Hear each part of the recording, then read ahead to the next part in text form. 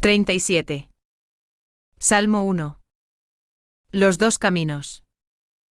1. Feliz quien no sigue consejos de malvados ni anda mezclado con pecadores ni en grupos de necios toma asiento. 2. Sino que se recrea en la ley de Yahvé, susurrando su ley día y noche.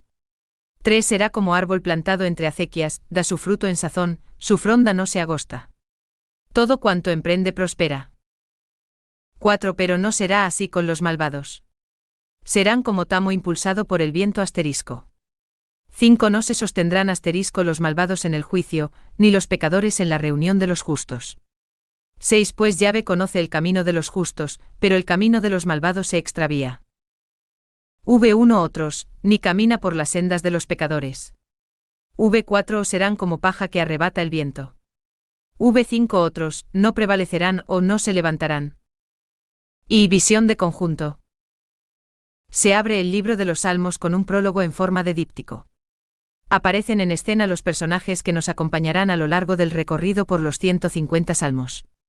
En primer lugar, el justo o los justos, a continuación los malvados, con una múltiple denomina. Entre unos y otros y como criterio de discernimiento, se sitúa la ley de Yahvé. En el fondo del escenario apenas perceptible está Yahvé, que vela o cuida el camino de los justos, y que acaso convoca al juicio definitivo, ya desde los inicios de la marcha. El rostro del justo presenta los siguientes rasgos: una serie de negaciones, en las que se advierte cierta progresión, la importancia que da a la ley de Yahvé, razón y corazón de su conducta, y una comparación con el mundo vegetal, que resalta la frondosidad y fecundidad de una vida aparentemente estéril. Es la primera tabla del díptico, VV. 1.3, cuyo título podría ser, El justo y su camino. La segunda tabla, VV. 4.6 dibuja más diluido el semblante de los malvados. La comparación del V4 nos traslada a la faena agrícola de la bielda. Insinúa el siguiente mensaje, que inconsistente es la vida de los malvados. La negación del verso siguiente, V5, nos transporta al recinto de la justicia. Al tribunal o a la celebración del juicio que sustanciará dos formas de proceder tan distintas. En la intersección de dos caminos que al final acaban por encontrarse, el del justo y el de los malvados, aparece la figura de Yahvé, que conoce, cuida o protege el camino del justo, mientras que el camino de los malvados se diluye y se pierde. El aspecto formal que presenta el primer salmo es el siguiente. VV, 1a2 a V3b V4b V5a. El V6 resalta el contraste existente entre el justo y los malvados. Su léxico nos remite al V1, el camino de los pecadores traducido por mezclado con pecadores, se contrapone al camino de los justos. V6 se forma, de este modo, una gran inclusión, en la que Yahvé tiene su papel, también contrapuesto. Estamos ante un salmo de matiz sapiencial, cuya temática afecta profundamente a la vida del ser humano, la felicidad. ¿Quién no quiere ser feliz y se afana por la felicidad? ¿En qué consiste la felicidad? El Salmo primero proclama la felicidad de algunos, y el precio que han de pagar por la misma. Tono sapiencial tienen algunas notas que suenan en esta apertura del Salterio: la importancia de la ley, la fragilidad de la vida, la inoperancia del poder humano, el destino de los malvados, la solicitud de Dios por la vida de los justos, la justicia como. 38. Salmos 1 a 41. Realización de la existencia humana. Hay quien dice que del Aleph a la Tau, primera y última letra del alfabeto hebreo, todas las palabras, toda la vida tiene acogida en este salmo. Así eso será si la ley, la Torá, llena el corazón del ser humano e inspira su conducta. Da la impresión de que la composición del salmo una hectárea de situarse en un momento en el que se vive una gran división entre los componentes del pueblo de Dios. Unos grupos o movimientos se oponen a otros. De hecho, el justo es presentado en solitario, frente a la gran mayoría de los malvados, que aparecen bien organizados. La reunión de los justos, Sal 1,5, ya no es la totalidad de Israel, sino un círculo de los que se han separado de ella por propia decisión, un grupo que se concibe a sí mismo como opuesto a la gran masa de los impíos. Tal es la situación en la que debe enmarcarse Salmo 1. El justo y los impíos, la ley como canon de comportamiento y Dios al fondo. Tales son, pues, los grandes agentes de este salmo por Tico del Salterio. Veámoslo con cierta detención. 2. Comentario: actitud ante la ley. La ley es criterio de discernimiento. Quienes se desvían de ella y actúan contra ella son malvados, pecadores y cínicos. Quien se comporta conforme a la ley es un justo. Por ser la ley de Dios, te no permanece indiferente ante dos formas de ser y de actuar tan distintas y contrapuestas. 2.1 El justo y su camino. El justo aparece en solitario, feliz quien tiene ante sí y contra sí un grupo de gente organizada, constituida incluso en grupo o en sesión permanente V1. El justo no tiene nada en común con ese grupo por muy nutrido que sea. No sigue, no anda mezclado, no se sienta. Renuncia al itinerario que le llevaría desde el contacto ocasional con los malvados a la identificación con ellos o con su grupo. San Agustín ya advertía la progresión de esta triple renuncia, ha de considerarse el orden de las palabras a alejarse, permanecer y sentarse. Solo aquel que no se halla en el concilio de los impíos, ni permanece en el camino de los pecadores, ni se sienta en la cátedra de la pestilencia en narraciones, 3, puede librar a quien se ha dejado seducir por los malvados. Quien es llamado feliz en este salmo rehúsa toda connivencia con los malvados. 39. Salmo 1. Aunque esté solo, prefiere el camino de los solitarios antes que mezclarse con los pecadores. Tiene su motivo para comportarse de este modo. Es el siguiente. Se recrea en la ley de llave // susurrando su ley día y noche V2.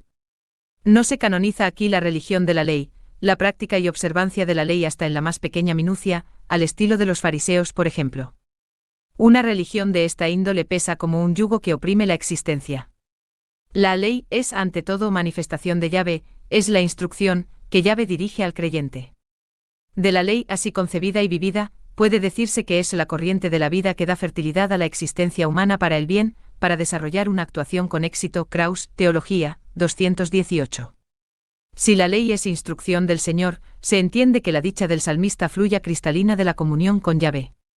La ley es descanso del alma, instruye al ignorante, alegra el corazón, da luz a los ojos. Sal 19,8-9. Es necesario que la instrucción, la ley de Yahvé, se convierta en la compañera de camino. De quien avanza solitario, que sea vida de su vida. De ahí que el justo susurre la ley de Yahvé ininterrumpidamente, día y noche. V2b. No es una meditación abstracta, sino un susurro que está a flor de labios, similar al arrullo de la paloma CFIs 38,14 e incluso al rugido del león CFIs 34,1. Se vuelca el espíritu en el gesto y se ora con todo el ser humano, interioridad y exterioridad. La meditación no es acción exclusiva de la interioridad, el cuerpo participa en la meditación de la ley, que es susurro en los labios. De este modo, la ley va impregnando todos los poros del justo, hasta convertirse en algo propio, como si de una segunda naturaleza se tratara. La ley es la gran e íntima compañera del camino de este creyente solitario. ¿Quién daría 2/4 por un ser tan retraído, sin ninguna organización que le respalde y con la oposición de la mayoría? Pese a las apariencias, el símil con el árbol nos desvela la verdad del justo, su vida es fresca y tupida como el árbol frondoso, es fructífera como él. Árbol más fecundo. Piénsese por contraste lo que es la vegetación en el Próximo Oriente, calcinado por el sol y árido como la estepa. En esta geografía tórrida surge un oasis. El árbol se nutre en flora y fructífica merced al agua abundante que corre entre acequias, a cuya vera el árbol está plantado. La ley es la savia que nutre y sostiene la vida del justo. La imagen vegetal aparece en Jeremías, aplicada a quien se fía de Yahvé, es como árbol plantado a la vera del agua // que junto. 40. Salmos 1-41. A la corriente echa sus raíces. // no temerá cuando viene el calor // y estará su follaje frondoso, // en año de sequía no se inquieta // ni se retrae de dar fruto. Junior 17,7-8. Tal vez el texto de Jeremías sea anterior al del Salmo, pero sugiere la siguiente ecuación: el justo que susurra la ley de Yahvé se equipara al hombre que se fía de Dios y en él confía. De otro modo, la ley, acaso convertida ya en libro, suscita la confianza absoluta en Yahvé. Algo así es el justo, todo lo que emprende prospera. Se quiebra el símbolo vegetal y se pasa a la vida del justo. Estamos lejos del culto a la ley, de una religión de la ley, con sus cargas y cumplimientos. Hacia dónde se dirige el camino del justo, lo diremos después. Pasemos a los malvados. 2.2 El semblante de los malvados. Es tan compleja la personalidad de los malvados que el salmista necesita diversos nombres para describirlos. Son malvados acusados ante un tribunal, han sido encontrados culpables y condenados. Si han conculcado la ley, no pueden entrar en el santuario, del que son expulsados por los sacerdotes cf. Sal 15. Así sucede porque Yahvé no es un Dios que ame el mal, ni es su huésped el malvado, Sal 5,5. Los malvados, por tanto, habrían sido expulsados de la comunidad creyente. En efecto, son pecadores, han quebrantado expresamente algún mandamiento de la ley o traspasado alguna prohibición. Lo importante no es saber qué mandamiento o prohibición se han saltado, sino que se han puesto en contra del buen querer de Dios, que tal es el significado de la ley. Yahvé no se ha separado de ellos, sino que ellos se han apartado de Yahvé, de su instrucción o de su santa ley, son vuestros pecados los que crean. Separación entre vosotros y Dios, Is 59,2. Son también cínicos o necios, es decir, se burlan de Dios y se ríen de sus semejantes. Con sus palabras destruyen la vida social, creando caos y odio. Si han sido excomulgados de la comunidad creyente, ¿dónde radica su fuerza y su maléfico influjo? Ante todo, en su número y organización, son muchos y forman grupo V1. También en el poder que dan las riquezas, como se advierte en la invitación que pronuncian en PR 1 de octubre del 14. En este pasaje los pecadores incitan al justo con las siguientes palabras: vente con nosotros, tendamos trampas mortales, y acechemos por capricho al inocente, hallaremos toda clase de riquezas, llenaremos nuestras casas de botín, comparte tu suerte con nosotros, y haremos bolsa común. Es una verdadera tentación para el justo que puede llegar a 41. Salmo 1. Decir: así que en vano purifiqué mi corazón, lavé mis manos en señal de inocencia, aguanté golpes todo el día, y correcciones cada mañana. Sal 73,13-14. El camino hacia la felicidad pasa por la arruptura total con los malvados, ocurra lo que ocurra. No es la ruptura del fariseísmo, sino una exigencia vital de la fe, que suena también, con insistencia, en el Nuevo Testamento cf. 2 Teo 5,11, 6,14-18, 2 TS 3,6. Decididamente el justo ha de recorrer un camino angosto y entrar por una puerta estrecha, pero es el camino o la puerta que conducen a la vida, CFMT 7,13-14. Tanto poder y tan buena organización pueden impresionar y fascinar en el momento presente. ¿Será así en el futuro? Cuando se avente la parva, se comprobará que el grano tiene el peso suficiente para formar en montoncito, también la paja, separada del grano, se acumula y es aprovechada, el tamo, en cambio, es impulsado y dispersado por el viento. Si el labrador consigue reunirlo, tan solo sirve para ser quemado. La imagen agrícola es susceptible de un contenido teológico, Yahvé soplará sobre los malvados y los dispersará. Job se ahí en ti y roga: los malvados son como paja a merced del viento, como tamo que arrebata el huracán. JB 21,18. Responde el Sal 35,5 expresando al menos un deseo: sean como tamo ante el viento, acosados por el ángel de Yahvé. Ante la mirada del poeta, una vida sin Dios está vacía. Se parece al tamo que, por ser inconsistente, es llevado y dispersado por el viento. Aunque parezca lo contrario, la verdad es que el solitario de los caminos, el justo, tiene la lozanía y fecundidad del árbol frondoso. Los malvados son todo lo contrario, como exclama enfáticamente el salmista: no será así con los malvados. V4. El V5 extrae la consecuencia: no se sostendrán o levantarán los malvados en el juicio, ni los pecadores en la reunión de los justos. Si los malvados han sido excluidos de la asamblea litúrgica, como decíamos, o si son condenados en ausencia, porque previamente han sido dispersados, lo cierto es que en el juicio divino que sanciona y sustancia la vida humana, los malvados yacerán postrados, como reos culpables y condenados. El justo, en cambio, deja de ser el solitario y acosado, para formar comunidad con otros que han permanecido fieles a Yahvé y a su ley. Al comenzar el Salmo, el justo evitaba la reunión o sesión de los malvados, ahora son los malvados quienes no tienen acceso a la asamblea de los justos. Todo esto sucederá cuando el juez juzgue, no sabemos si se alude al juicio escatológico o al juicio. 42. Salmos 1-41. En esta vida, similar al juicio del cuarto evangelio, quien no cree ya está condenado, ya en 3,18. En todo caso, Yahvé anda de por medio. 2.3. Yahvé cuida y juzga. Yahvé ya se ha revelado en su instrucción en su ley, v2, pero tan solo el justo se ha percatado de su presencia y ha quedado fascinado ante su manifestación, día y noche susurra la ley de Yahvé. Es posible que el justo no advierta que transita por un camino amorosamente tutelado, pues Yahvé conoce el camino del justo, v6. El verbo conocer tiene en hebreo matices cognitivos y también volitivos, pasionales e incluso de ternura. Conoce Yahvé el camino de los buenos, proclama el Sal 37,38. Ha volcado su mirada y también su ternura sobre ese camino. No permitirá que resbalen los pies de sus hijos, CF Sal 121,3, porque no duerme ni dormita el guardián de Israel, CF Sal 121,4. El justo, aunque viva en la soledad, tropiece y caiga, necesita saber que el camino que recorre está amorosamente vigilado y tutelado. Es un camino que conduce a casa. ¿Qué sucede con el camino de los malvados? Responde el verso final, pero el camino de los malvados se extravía, v6b. Es un cami. No sin salida, una ruta que no lleva a ninguna parte, mejor, conduce a la muerte. El camino de los pecadores está bien enlosado, /diagonal, pero desemboca en lo hondo del abismo, si 21,10. El que anda por mal camino es arrastrado por todo viento, y para nada bueno, sino para arder como breve llama, Kraus, Teología, 43. Comenzaba el salmo hablando del camino de los pecadores, en los que no se detiene el justo, y finaliza oponiendo los dos caminos, el de los justos tutelado amorosamente por Dios, y el de los pecadores, que es un camino cerrado, sin otra salida que no sea el absurdo o la muerte. Feliz el hombre que camina por los caminos de Dios, sostenido por la ley divina. Asterisco, asterisco, asterisco. Quien busque la felicidad honda y duradera puede orar con este salmo. Tendrá que pronunciar un múltiple no, pero hallará su contento en la manifestación del buen querer de Dios, en su santa ley, que es instrucción más que cumplimiento, que es deleite más que imposición.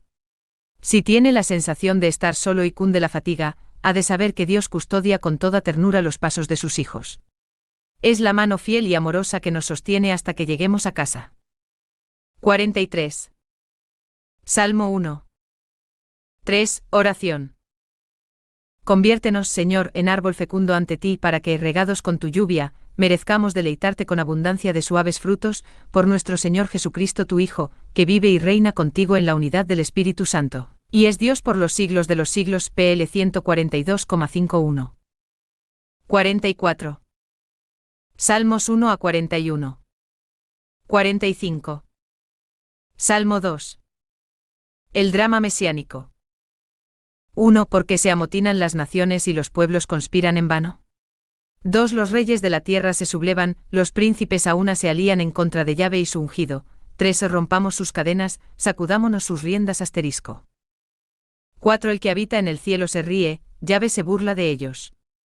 5. Después les habla irritado, los espanta lleno de cólera. 6. Y yo mismo he consagrado a mi rey, en Sión, mi monte santo.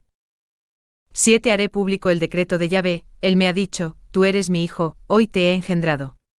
8. Si me lo pides, te daré en herencia las naciones, en propiedad la inmensidad de la tierra. 9. Los machacarás con cetro de hierro, los pulverizarás como vasija de barro.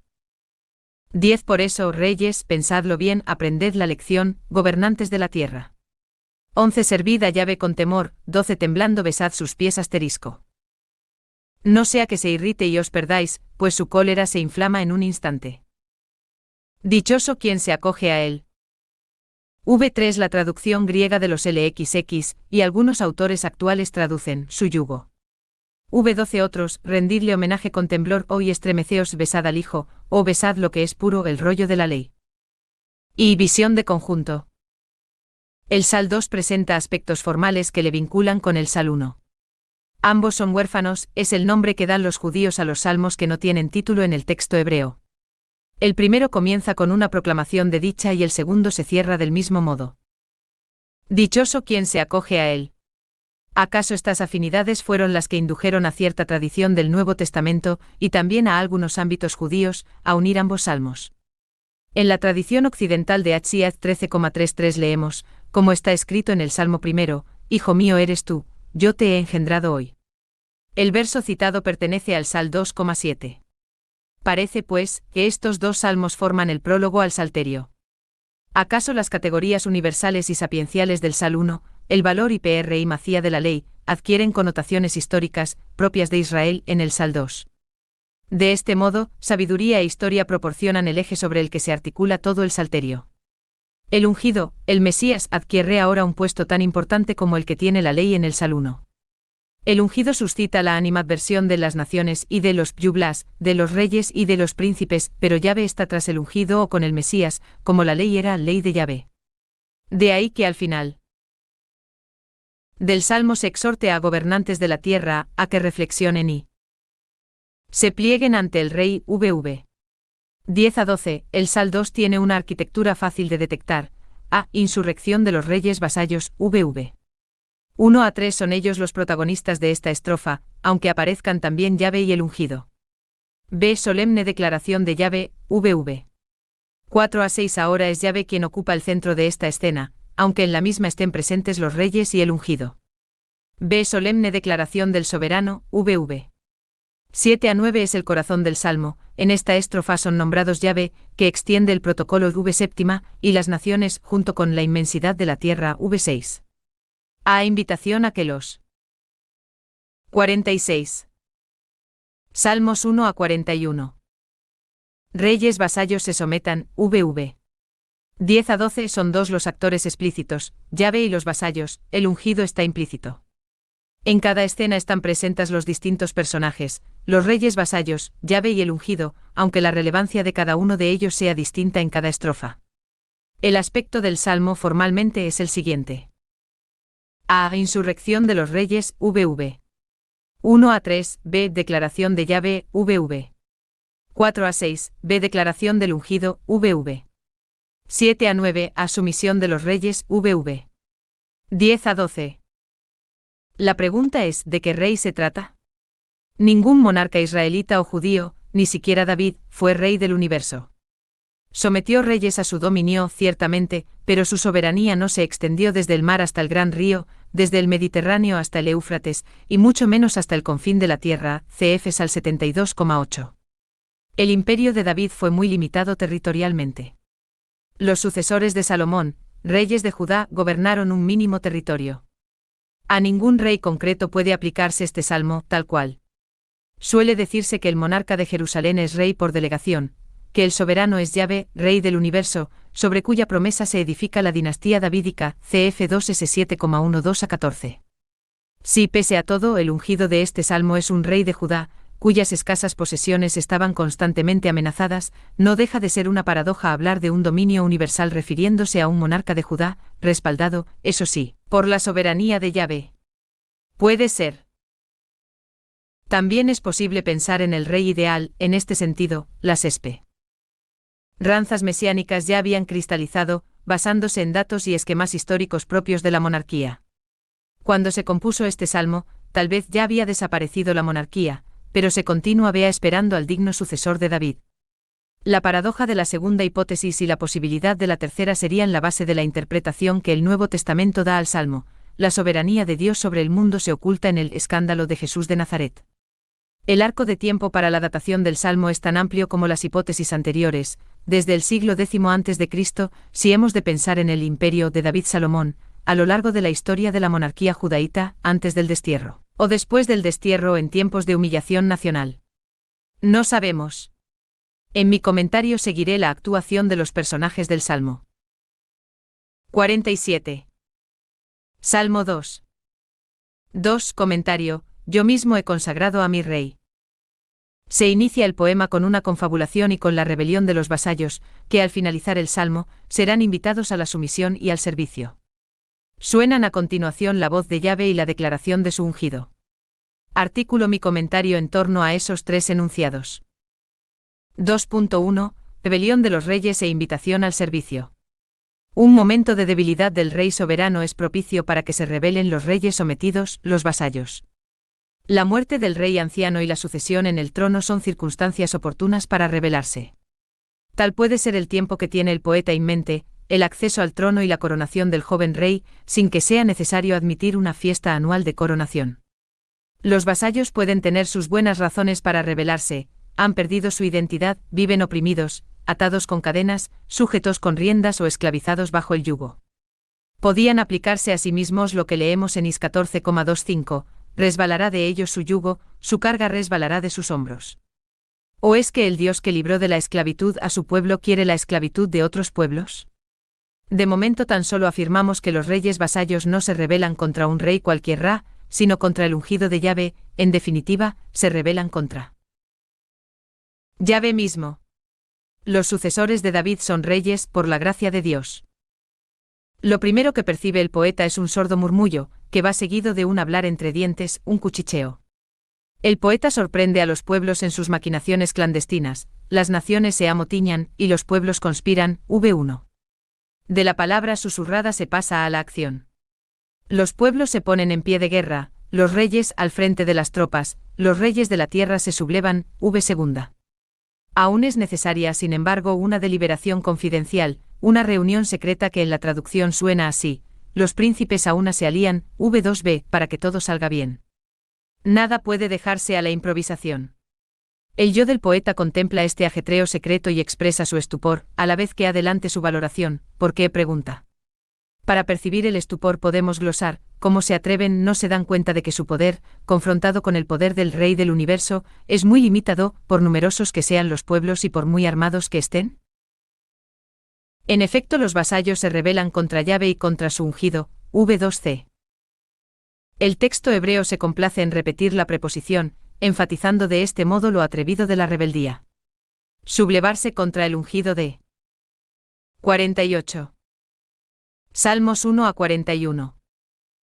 Yahvé es en definitiva un alzamiento contra Yahvé, sobre cuya palabra se edifica la dinastía davídica. Existe una profunda vinculación entre el rey divino y el rey humano que es el ungido, entre Yahvé y el Mesías. Sin salirnos del Antiguo Testamento, la identificación entre Yahvé y el ungido, rey de Jerusalén, es la premisa sobre la que descansa la crítica a la monarquía. Cada vez que el monarca judaíta no se comporta conforme al querer de Yahvé será condenado, mientras se espera la llegada del rey ideal, que sea el auténtico Mesías. El salmo va abriéndose al ritmo de la historia, hacia el rey ideal, hacia una esperanza mesiánica y escatológica, en cuyo horizonte tiene perfecta cabida la interpretación neotestamentaria que H 4,25 a 28 da a estos dos primeros versos del Salmo 2, cf. Ap 19,19. Estupor, pues, porque estos reyezuelos humanos se rebelan contra Yahvé. La valoración que merece tal intentona, según la apreciación del poeta, es desoladora: se alían. Conspiran y se sublevan en vano para nada, o bien en vez del resultado que esperan obtener, tras la minuciosa preparación de la insurrección, cosecharán un fracaso total. La consigna de los confabulados es clara: rompamos sus cadenas, /, sacudámonos sus riendas, v3. Es el grito de libertad y de independencia que escuchamos en otras páginas bíblicas. Ponemos tan solo un ejemplo alusivo a la infidelidad de Israel en su conjunto: o tú, que rompiste desde siempre el yugo / y sacudiendo las coyundas, / decías: no serviré, Junior 2,20, CF1R12, Junior 28, etc. Las riendas, por metonimia, son una designación del yugo. Tras el grito de libertad, escuchamos el eco de la voz de quien se niega a servir a Yahvé.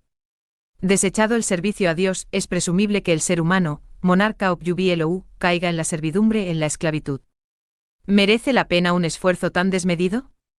¿Será tan insensato el ser humano que prefiera la servidumbre al servicio? ¿Habrá calculado todos los riesgos de su complot? Si se hace esclavo, no morirá como esclavo sin divisar las costas de la libertad para la que fue creado. La última estrofa del Salmo responde a estos, o parecidos, interrogantes. Por eso, reyes, pensadlo bien, / aprended la lección, gobernantes de la tierra, v10. Hemos pasado por alto y de momento, la voz de Yahvé y la declaración de su ungido, para continuar escuchando al poeta. Este apela a la sensatez, que los reyes rebeldes tengan la capacidad de ahondar en lo más profundo de la realidad, pensadlo bien, y el coraje de aceptar la advertencia. Es una llamada a la sensatez. 49. Salmo 2. Ser razonables, a escarmentar en otros o en castigos parciales. Si con el grito de rebeldía se rechazaba el servicio, ahora la voz anónima del poeta exhorta al servicio divino: servid a Yahvé. Es el servicio litúrgico y no únicamente la sumisión propia del esclavo. Un servicio que ha de cumplirse con un temor reverente. El Dios presente misterio tremendo y fascinante infunde temor y temblor en quien se acerca a él e infunde también amor. El servicio reverencial pasa por el acto de besar los pies. V12, una de las posibles traducciones del texto hebreo, tan difícil, que significa la sumisión total o el homenaje propio de vasallo. Aunque el gesto de sumisión puede documentarse con paralelos del Próximo Oriente antiguo, el salmista nos sitúa más allá de la historia y de hechos concretos, como puede ser la entronización del rey de Jerusalén para ponernos ante Dios. De hecho, la presencia del ungido es, a lo sumo, implícita. Que Yahvé sea reconocido como Señor del universo, tal parece ser la finalidad del presente salmo. Por ello el poeta pide la adhesión total e incondicional a Yahvé. Solo así el ser humano podrá evitar el furor destructor de la ira divina. Que se acabe la rebeldía, de una vez por todas, ante el Dios presente. Las 4 acciones de la escena primera tienen su antítesis en las 4 de la última estrofa. En vez de amotinarse, ser sensatos, aprender la lección en lugar de planear en vano, el verbo sublevarse ha de ceder el puesto al verbo servir con temor. La confabulación o la conspiración ha de cambiarse por el gesto reverencial de besar los pies, a Dios, o al ungido. Si se da este cambio, la ira amenazante cederá el puesto a la dicha presente, dichoso quien se acoge a él. Dios, en definitiva, aparece como refugio y cobijo de quienes le veneran. Entre la estrofa inicial y la final, en las que el poeta ha expresado sorpresa por la inutilidad de la rebelión y ha dado cauce a su exhortación, asistimos a la reacción de Yahvé, VV 4-6, y escuchamos las palabras del ungido que proclama el protocolo divino, VV 7-9.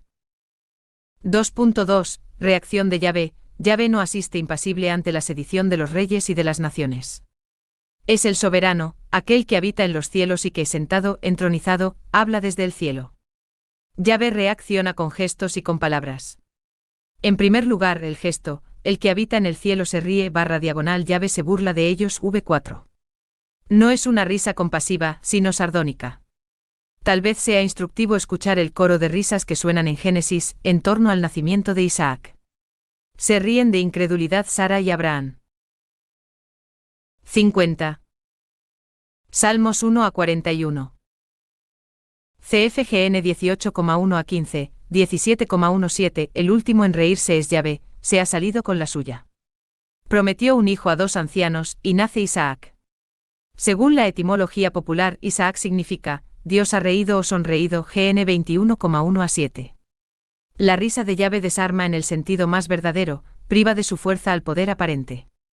Un anticipo de esta risa se percibe ya en la pregunta admirada del poeta, ¿por qué del V1? ¿A qué viene esa ostentación de poder y esos proyectos de rebeldía, si todo se desvanecerá ante la risa burlona de Yahvé? El soberano no se amedrenta ante el poder de los poderosos, sencillamente se ríe de ellos.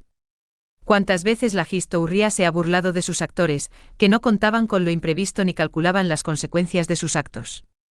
Son las ironías de la vida. Mucho más irónica, mortificante y destructiva es la risa de Yahvé. El segundo gesto, compañero de la risa, es la ira, después les habla. Irritado / los espanta lleno de cólera V5. Yahvé es un Dios pasional. Conoce el patos, el amor desmedido hacia su pueblo. De ahí que no sea infrecuente que se le presente con la nariz dilatada, exhalando furor. El furor divino es fuego encendido que en este caso abrasará a los reyes vasallos, por osar rebelarse contra el ungido de Yahvé. Quien rechaza al ungido, rechaza a Yahvé. Por eso la reacción apasionada de Yahvé, de ahí el espanto que causa entre los conjurados, tienen que vérselas ante un Dios tremendo, que siembra pavor en torno a sus enemigos, mientras estos intentan rechazar al ungido de Yahvé. Hemos de entender que las palabras que Yahvé pronuncia a continuación están cargadas de pasión, de ira. Yo mismo he consagrado a mi rey / en Sión, mi monte santo V6. Enseguida se advierte el énfasis de la declaración y el triple vínculo que une a Yahvé con su ungido. Con su rey, yo mismo, mi rey, en mi monte santo. ¿Es algo que acaso los reyes coaligados no sabían? Es necesario que no ignoren que el rey de Jerusalén tiene el respaldo personal de Yahvé en persona. Es Yahvé quien ha intervenido directamente, Yahvé es quien actúa como soberano, siendo el rey de Jerusalén su lugarteniente, mi rey. Es Yahvé quien ha entronizado al ungido en el monte santo, elegido para morada del nombre divino, mi monte santo. Razón tienen para espantarse los rebeldes. Se ponen contra Yahvé, el Dios temido entre los pueblos. Este último verso que hemos comentado brevemente actúa de puente entre la estrofa primera y las siguientes. Ahora sabemos por qué la rebelión de los pueblos es una sublevación contra Yahvé, v2c, porque el ungido pronuncia las palabras que escucharemos en la 51.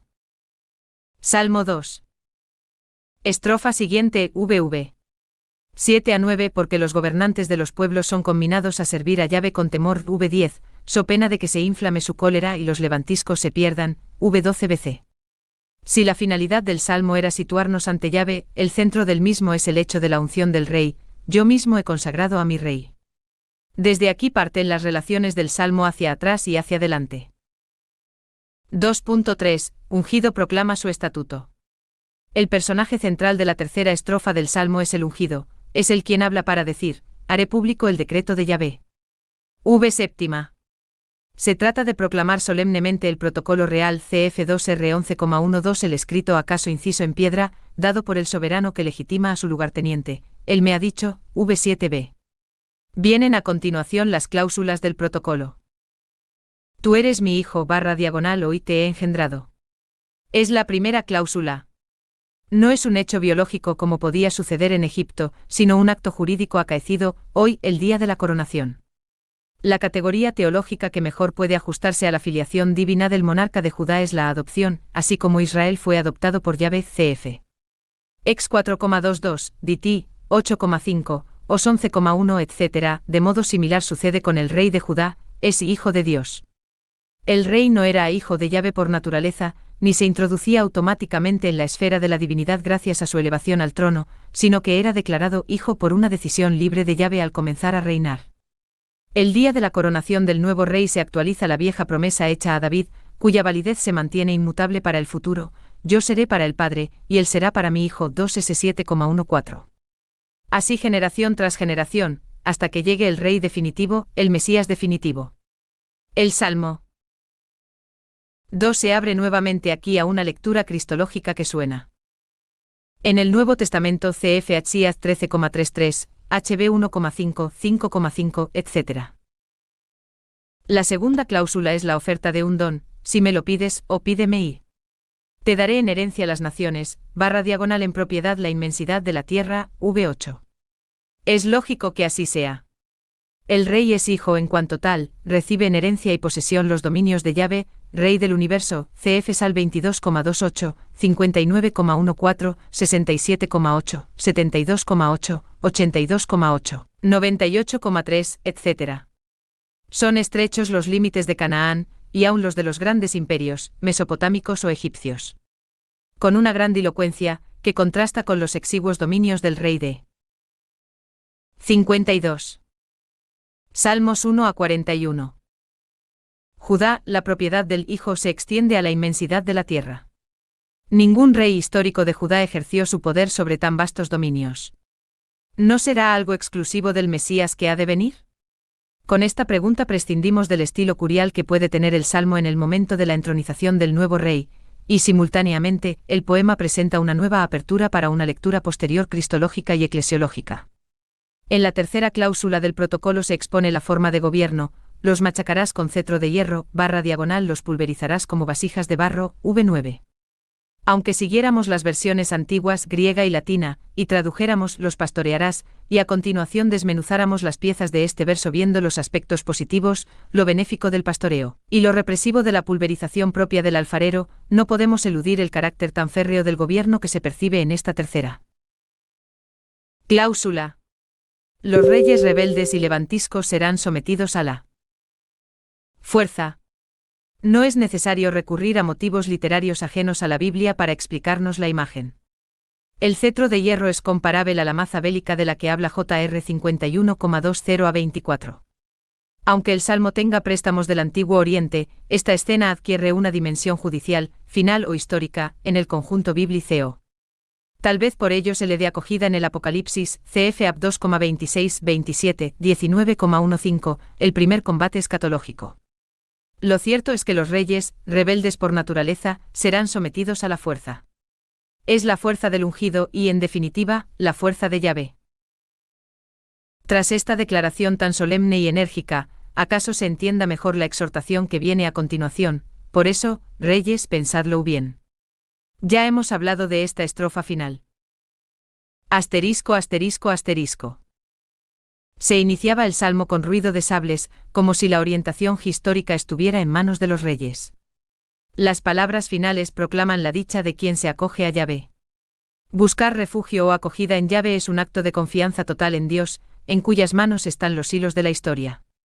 Es el punto omega, hacia el que se encamina todo lo creado. Será necesario deponer la rebeldía y abrazar el servicio. De esta índole es el reino anunciado por Jesús, el Señor, para el nuevo. 53. Salmo 2. Testamento y para el cristiano es el Mesías esperado. Quien ore con este salmo se sitúa ante Dios, a quien quiere servir, y ante el Señor, que es el Mesías.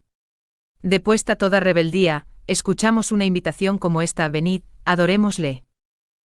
3. Oración.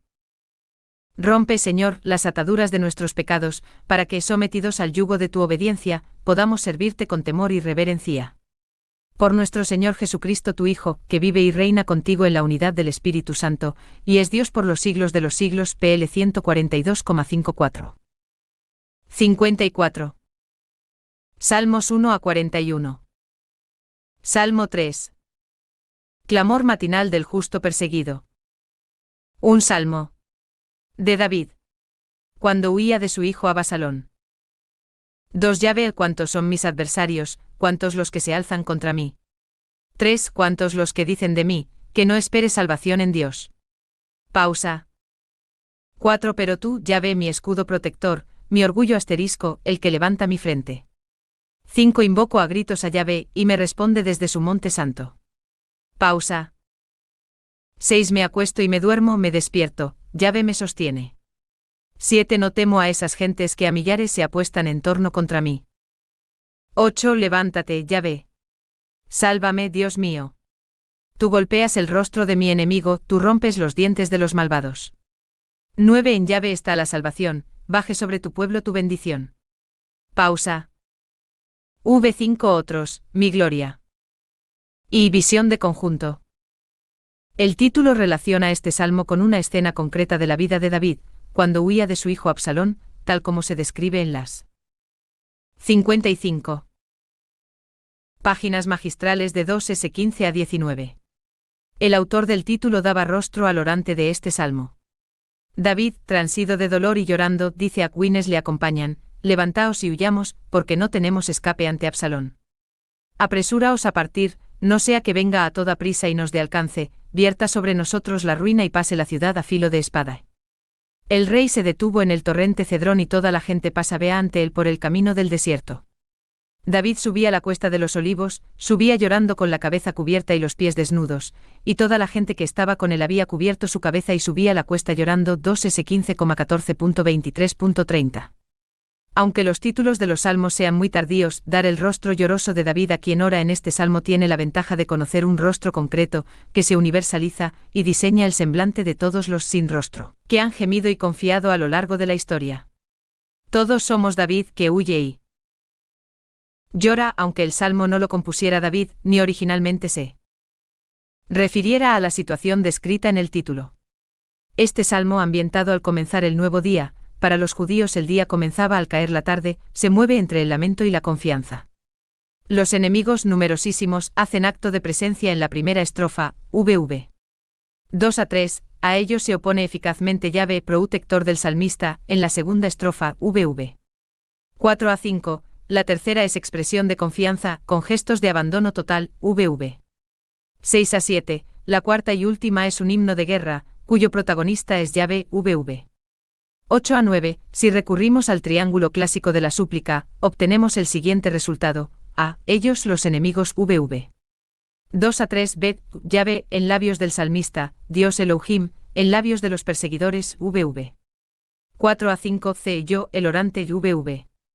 6 a 7, en la estrofa conclusiva se unen los tres, el tú divino, el yo orante y los enemigos perseguidores. Desde el principio se destaca la oposición de los muchos contra 1. Muchos innumerables enemigos contra uno solo, pero uno tam. Bien es Yahvé una la súplica que es escuchada inmediatamente, una sola la victoria, la que Yahvé da a su pueblo. En este caso seguiremos el comentario al ritmo de las estrofas, que prácticamente coinciden con los agentes del salmo, aunque los tres estén presentes en cada una de las estrofas. 56. Salmos 1 a 41. 2. Comentario: Sálvame, Dios mío. Yahvé Salvador se interpone entre los perseguidores y el perseguido. Aquellos son innumerables. El perseguido es uno solo.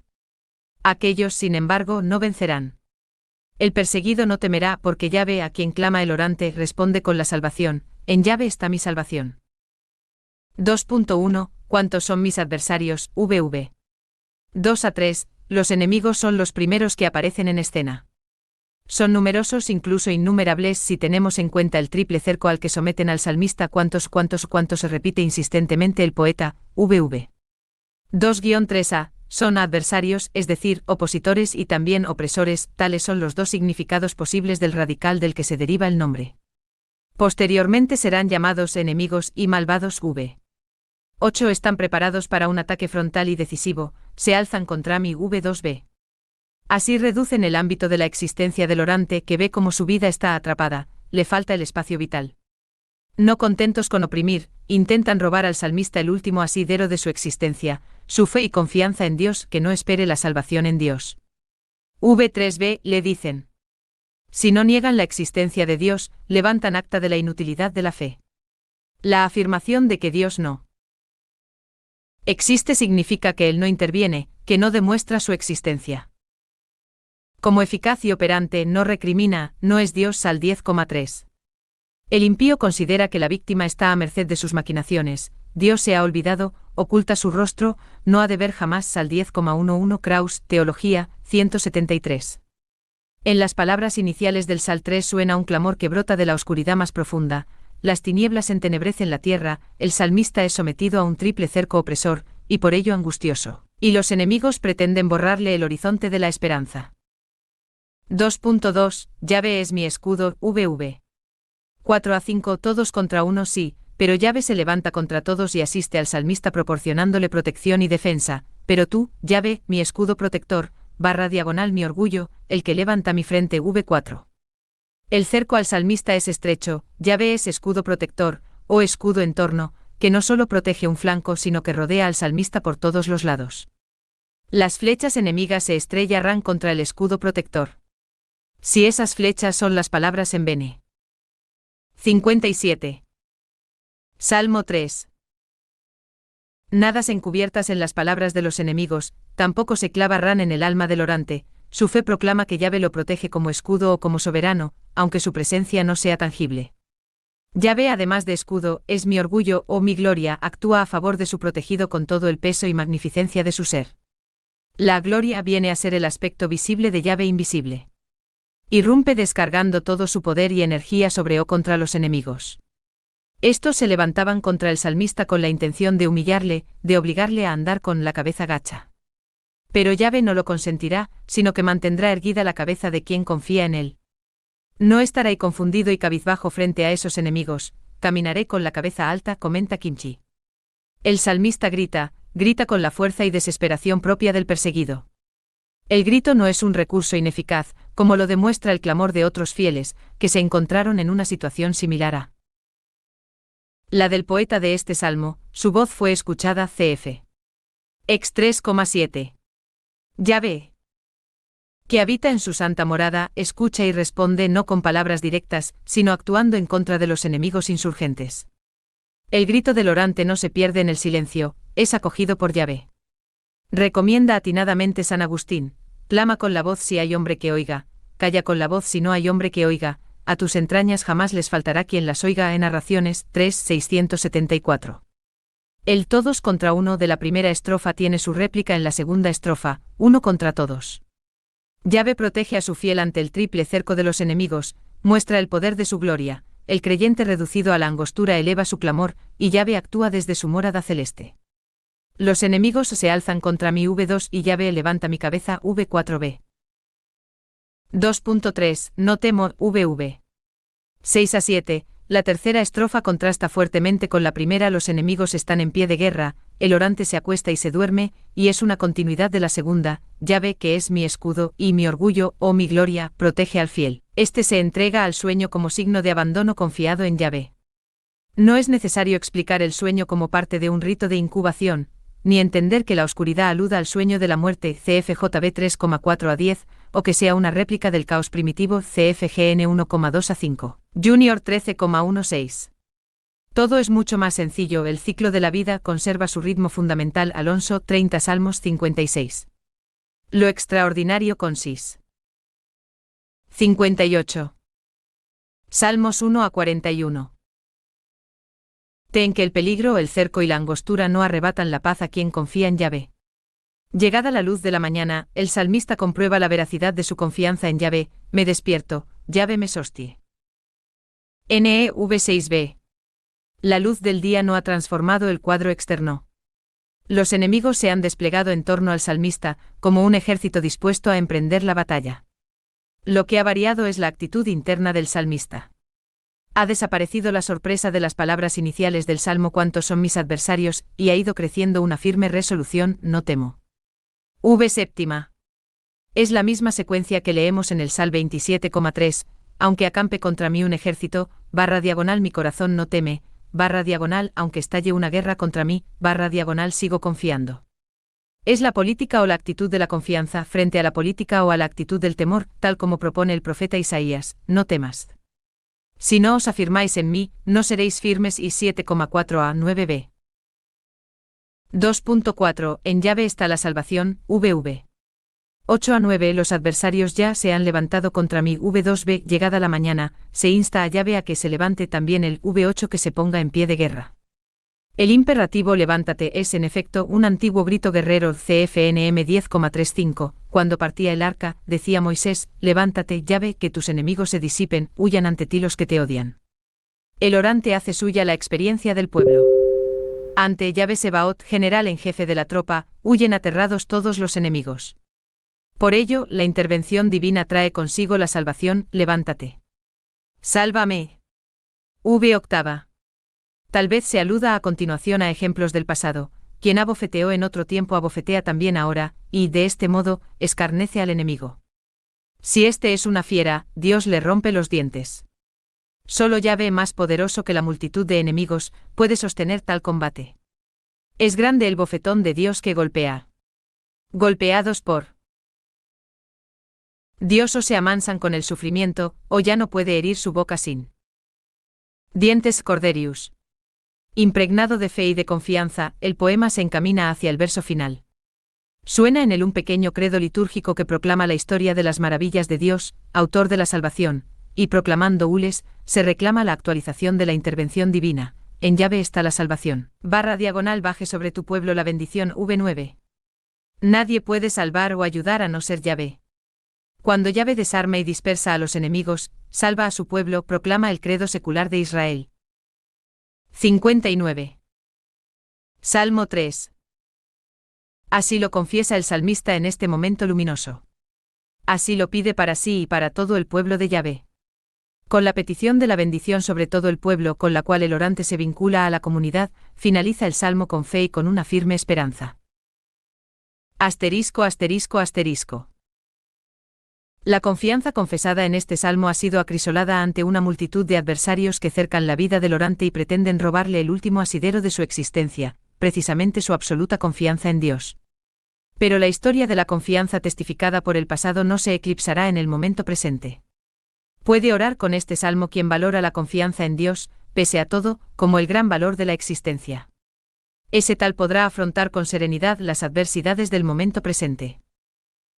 3. Oración. Derrama, Señor, tu bendición sobre tu pueblo para que, fortalecidos con tu resurrección, no temamos ser cercados por millares de vicios que nos rodean.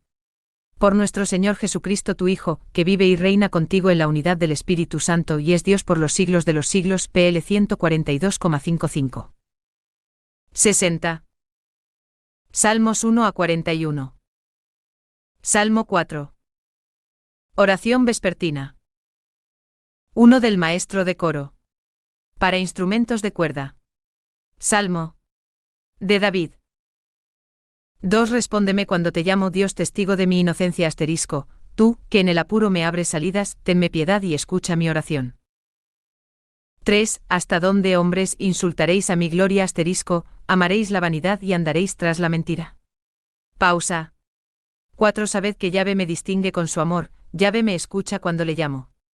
5. Temblad y no pequéis, reflexionad en el lecho y callad. Pausa. 6. Ofreced sacrificios justos y confiad en Yahvé. 7. Muchos dicen, ¿quién nos hará ver la dicha? Haz brillar sobre nosotros la luz de tu rostro. Yahvé. 8. Me has dado más alegría interior que cuando ellos abundan en trigo y en mosto. 9. En paz me acuesto y enseguida me duermo, pues tú solo, Yahvé, me haces vivir tranquilo. V2. Otros, Dios de mi justicia, oh Dios defensor mío. V3. Según la versión griega, ¿hasta cuándo se embotarán vuestros corazones? ¿Por qué amáis la vanidad? Otras traducciones en español, ¿hasta cuándo los grandes habéis de ser insensatos? O bien, señores, ¿hasta cuándo ultrajaréis mi honor? 61. Y visión de conjunto. Por el cauce de este salmo corren parejas la súplica y la confianza. Una sola es la voz que escuchamos en el salmo, la del poeta. Su mirada, sin embargo, y también sus oídos están tensos hacia lo que Ab se va y escucha en torno a sí. Se hace portavoz de las palabras de otros y les responde con el reproche o con la exhortación. El salmista tiene una doble convicción, su inocencia y su confianza, cuenta con un medio para relacionarse con Yahvé, el clamor oracional. El salmo en su conjunto es una súplica confiada, que por momentos se convierte en apremio. De esta índole es la primera estrofa salmica, V2. Anclado en este vértice, el poeta advierte la presencia de dos grupos que se distinguen por la diferente actitud que mantienen ante Yahvé y por las palabras que se dicen entre sí. El primer grupo está formado por hombres poderosos en este sentido, bien pueden ser denominados señores acostumbrados al ultraje y amantes de la falsedad, al menos en una primera lectura. ¿Acaso una de las víctimas de esos señores haya sido el mismo salmista, reducido al apuro o a la angostura? Se alimenta ahí su impaciencia, tal como se refleja en la pregunta, ¿hasta dónde? V3. Tras reprochar a los señores su conducta, les propone un itinerario de conversión. Es la segunda estrofa del Salmo, VV. 3-6, el segundo grupo acaso esté formado por viejos amigos. La lejanía y el silencio de Dios, la luz de su rostro, V7b ha sembrado convicciones derrotistas entre estos antiguos creyentes. Con la sustracción del rostro divino se ha ausentado la dicha. Será así. Es fácil constatar la alegría del agricultor, exulta ante una buena cosecha. ¿No habrá mayor gozo y mayor paz en quien confía totalmente en Dios? Es la propuesta del poeta para este segundo grupo, del que habla la tercera estrofa del Salmo, VV. 7-9. Ni los poderosos ni la muchedumbre mermarán la confianza del salmista, pero sí que añadirán urgencia y apremio a su oración. El Salmo, pues, habla a Dios y habla de Dios. Comento el Salmo siguiente. Do la pauta de las estrofas. 2. Comentario, hablar a Dios y hablar de Dios. El salmista es un testigo privilegiado del amor de Dios. En este hecho se apoya su confianza absoluta en Dios, que atravesándola. 62. Salmos 1-41. Noche se convierte en reproche para quienes insultan a mi gloria, y en estímulo para aquellos que dudan. Comienza, pues, el salmo hablando a Dios. La locución sobre Dios tendrá una doble dirección. Los hombres V3 que pueden ser señores de alcurnia, llenos de poder, y a muchos V7 que tal vez fueron en otro tiempo amigos y creyentes como el salmista, y ahora se han distanciado del salmista y dudan de la bondad de Dios. Son los tres pasos que propongo en la explicación de este salmo. 2.1 Oración confiada, V2. La oración surge desde una circunstancia tan concreta como esta, tú, que en el apuro me abres salidas, V2c. El apuro es aprieto y también angostura generadora de angustias.